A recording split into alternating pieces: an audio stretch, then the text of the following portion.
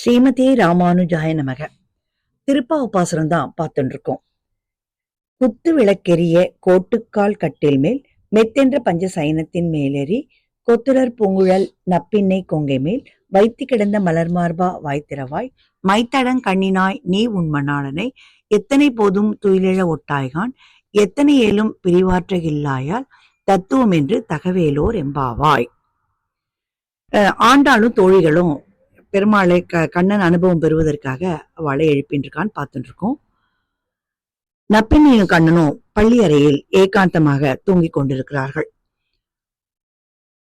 அப்ப என்ன இந்த பாட்டு பாடுறான்னு, குத்து விளக்கெரிய, எல்லா இடத்துலயும் விளக்கெல்லாம் அழகா எரிஞ்சின்றிருக்கு.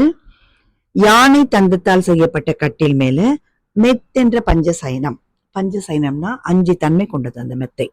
மென்மை, வெண்மை, நறுமணம், குளிர்ச்சி, அழகு ஆகிய 5 தன்மைகளை கொண்ட அந்த கட்டில் மேல மெத்தென்ற பஞ்சசயனத்தின் மேல அவ தூங்கிட்டு இருக்கா.